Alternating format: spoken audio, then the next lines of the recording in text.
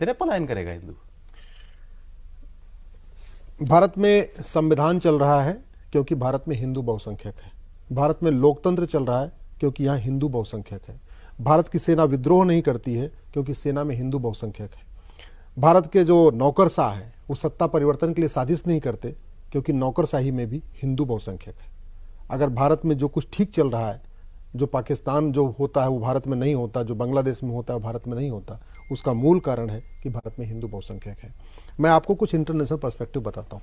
भारत के बॉर्डर पे 9 देश हैं।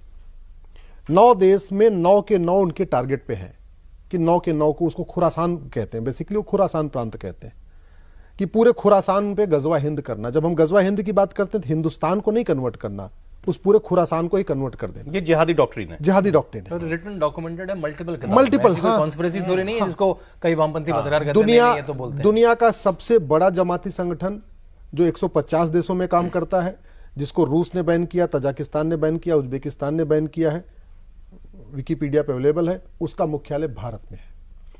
भारत का ही एक टुकड़ा अफगानिस्तान बन गया। अफगानिस्तान से हिंदू जैन बौद्ध सिख खत्म हो गए, अगड़े पिछड़े खत्म हो गए, ब्राह्मण क्षत्रिय वैश्य दलित खत्म हो गए। हिंदुस्तान का ही एक टुकड़ा पाकिस्तान बना, हिंदू जैन बौद्ध सिख खत्म हो गए, ब्राह्मण क्षत्रिय वैश्य दलित खत्म हो गए। हिंदुस्तान का ही एक टुकड़ा मालदीव था जहां चोल राजा राज किया करते थे, मालदीव से हिंदू जैन बौद्ध सिख खत्म हो गए। हिंदुस्तान का एक बांग्लादेश एक टुकड़ा था जिसको ईस्ट बंगाल कहते थे। भाई वेस्ट पंजाब पाकिस्तान में चला गया और ईस्ट बंगाल बांग्लादेश बन गया। ईस्ट बंगाल में हिंदू जैन बौद्ध सिख अभी जैसा सिंह साहब ने बताया 7% बचे हुए थे।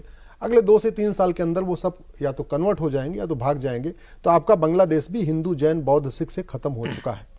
अब मैं आता हूं जो 5 देश बचे हुए। अब उनकी जो जमातियों की जो अगला टारगेट है, भारत, नेपाल, म्यांमार, श्रीलंका और भूटान।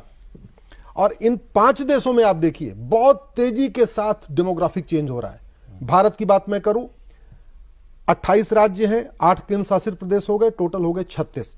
36 में से 9 राज्यों में हिंदू खत्म हो चुके हैं। भारत में 800 जिले हैं, 800 जिलों में से 200 जिलों में हिंदू खत्म हो चुके हैं, यानी 25% जिलों में खत्म हो चुके हैं। भारत में 6000 तहसीलें हैं, 6000 तहसीलों में से 1500 तहसीलों की डेमोग्राफी चेंज हो चुकी है, यानी 25% तहसीलों की डेमोग्राफी चेंज हो चुकी है। भारत के बॉर्डर पे 300 तहसीलें हैं, मतलब आपका चाहे गोवा बॉर्डर, चाहे आपका गुजरात बॉर्डर हो गया या राजस्थान बॉर्डर, समुद्री या लैंड बॉर्डर दोनों, जो हमारे बॉर्डर पे, उस पे टोटल 300 तहसीलें हैं। मैं कह रहा हूं कि आप इसको होम मिनिस्ट्री क्लेरिफाई कर ले, आईबी क्लेरिफाई कर ले, जिसको क्लेरिफाई, इसको मतलब सर्टिफाई कर सकता जो बात मैं कह रहा हूं। 300 की 300 तहसीलों की डेमोग्राफी सौरभ जी बदल चुकी है। भारत में जब मैंने 2017 में पीआईएल फाइल किया था, जब उस पर मैं काम कर रहा था, उस समय में आंकड़े राज्यवार दिए थे कि भारत में 5 करोड़ घुसपैठी आ चुके हैं। अच्छा, डेमोग्राफी बदली कैसे जा रही है? सबसे बड़ा माध्यम घुसपैठ, उसके बाद नेक्स्ट धर्मांतरण, चौथा जनसंख्या विस्फोट, तीसरा जनसंख्या विस्फोट, चौथा ड्रग। क्योंकि आप किसी देश को बर्बाद करना है तो उस देश के यंग जनरेशन को आप ड्रग में ढकेल दो। बहुत बड़े पैमाने पे प्लान्ड वे में भारत, नेपाल, भूटान, बांग्लादेश और म्यांमार में बहुत बड़े पैमाने पर ड्रग सप्लाई हो रही है। स्कूल में, कॉलेज में, यूनिवर्सिटी में ड्रग सप्लाई हो रही है। और 5वां जो टूल यूज किया जा रहा है, अश्लीलता। इंस्टाग्राम के माध्यम से, रील के माध्यम से हमारी यंग जनरेशन को पूरा कामुक बना दिया जा रहा है। उससे कोई मतलब ही धर्म क्या होता है, डेमोग्राफी क्या होता है, भारत के लिए क्या खतरा है। जब एक हमारा यंग यूथ नशे में चला गया और अश्लीलता में डूब गया, उसके बाद उसको कोई फर्क नहीं पड़ता कि कितने हिंदू बचे हैं, कितने जैन बचे हैं, हम काफी के क्षेत्र पे हम क्या डिस्कशन कर रहे हैं, वो मतलब उससे बाहर हो जाएगा। इसके एक पॉइंट पर आते हुए, आपने अपनी बात शुरुआत की थी एक संस्था से, आपने तबलीगी जमात की शायद आप बात जी जी। तो तबलीगी जमात आपकी अब जो जैसे बांग्लादेश में भी बात हो रही है, जमाते इस्लामी हाँ, काम कर रहा है। हाँ, ये जमाते इस्लामी पाकिस्तान में भी है शायद। हाँ, हमारे यहाँ मुझे पता नहीं। जमाते कश्मीर में है। हाँ, कश्मीर में हम लोग कहते हैं कि कश्मीर रेडिकलाइजेशन के लिए जमाते इस्लामी, लेकिन यहाँ वाला जमाते इस्लामी और जो है कश्मीर वाला दोनों अलग अलग है। देखिए लेकिन हाँ, एक आपने अच्छा याद दिलाया, सलमान खुर्शीद ने आज जो बयान दिया है, सलमान खुर्शीद कांग्रेस के नेता के रूप में जाने जाते हैं, पूर्व विदेश मंत्री के, विदेश मंत्री, सुप्रीम कोर्ट के बड़े वकील है, सुप्रीम कोर्ट के बड़े वकील है, तबलीगी जमात के वो संरक्षक है, लीगल एडवाइजर भी हैं, उनके बोर्ड पर भी हैं।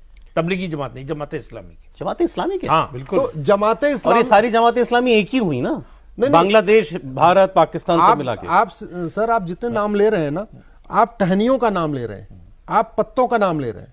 For the record Salman Khurshid आज इसलिए चर्चा में है क्योंकि उन्होंने कल एक बुक लॉन्च के मौके पर यह कहा है जो बांग्लादेश में हुआ ये हिंदुस्तान में भी हो सकता है, लेकिन हिंदुस्तान मुल्क बहुत बड़ा है, इसलिए यहां चीजों को ट्रैवल करने में बहुत टाइम लगता है, इसलिए एक अचानक से वो विस्फोट नहीं हो सकता जैसा बांग्लादेश के अंदर हो गया। ये ऑन रिकॉर्ड उनका कहा हुआ स्टेटमेंट। अब ये जो खतरे हैं इसके लिए ये खतरा मैं सर इसलिए मैं जहां आ रहा था वो बात रह गई कि ये सारी एक्टिविटीज हो रही हैं और आपने बताया ये सब इंटरकनेक्टेड हैं।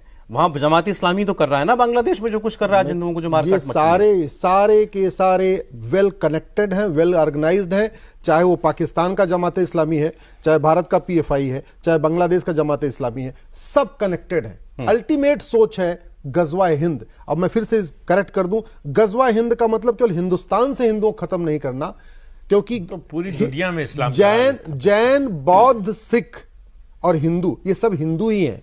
हम अपने को मानते हैं कि मैं तो आप जैन हैं, आप बौद्ध हैं, आप सिख हैं, हिंदू हैं, नहीं। गजवा हिंद का मतलब सारे के सारे, और बड़ी सक्सेसफुली भारत का हिस्सा अफगानिस्तान, भारत का हिस्सा पाकिस्तान, भारत का हिस्सा मालदीव, भारत का हिस्सा आपका बांग्लादेश ऑलरेडी कन्वर्ट हो चुका है। बांग्लादेश में जो खेल चल रहा है और भारत के अंदर विदिन, और बड़े प्लान्ड वे में उन्होंने भारत के अंदर सांसदों विधायकों को भी अपने पेरोल पर रख लिया। पत्रकारों को बुरा मत मानिएगा, भारत के बहुत सारे पत्रकार भी जमातियों के पेरोल पे हैं, उनको फंडिंग आती है। भारत के बहुत सारे नेता विधायक सांसदों को भी बाकायदा वो देखिए, उनका ट्वीट देखिए, उनका फेसबुक पोस्ट देखिए, उनका आप तरीका देखिए, वो डायरेक्टली इनडायरेक्टली कैसे सपोर्ट करते हैं। एक जर्नलिस्ट ने, महिला जर्नलिस्ट है, ट्वीट किया बाकायदा कि हम 20 करोड़ हैं, 25-30 करोड़ गैर संघी हिंदू हैं। हाँ, दोनों मिल जाएं तो बांग्लादेश का टेम्पलेट यहां भी लागू कर सकते हैं। बिल्कुल ये ऑफिशियल ट्वीट है। मतलब अरफा खानम बहुत लोगों की हसरत ये इस वक्त मंगे ले रही है। नहीं, ये बहुत इस तरह यहाँ हो सीरियसली, जाएगी। सौरभ जी इसको आप सीरियसली समझिए। हमारे पूर्वजों ने कभी सोचा नहीं था कि पाकिस्तान छोड़ के भागना पड़ेगा। आडवाणी जी, राम जेठमलानी जी, पृथ्वीराज कपूर जी ने, सुनील दत्त जी ने, गुलजार साहब ने, मिल्खा सिंह ने, लाला अमरनाथ ने कभी सोचा था कि अपना घर परिवार छोड़ के भागना पड़ेगा? भागे कि नहीं भागे? अरे आप तो छोड़िए, जो कुछ बांग्लादेश में एक हफ्ते से हो रहा है, एक सप्ताह के पहले क्या बांग्लादेश के हिंदू, जैन, बौद्ध ने, सिखों ने सोचा था मेरी दुकान जल जाएगी? कभी सोचा था उनकी हमारी बेटियों के साथ रेप होगा? कभी उन्होंने सोचा था हमें यहां से छोड़ के भागना पड़ेगा? हो रहा है ना। तो अगर बांग्लादेश में हो सकता है तो भारत में क्यों नहीं हो? उनका सपना बहुत चल रहा है। मैं इसलिए कह रहा हूं, बॉर्डर पे जो दुश्मन है उनसे सेना हमारी निपट लेगी, भारत के अंदर के दुश्मनों से निपटने के लिए कठोर दंड की व्यवस्था। और मैं इसको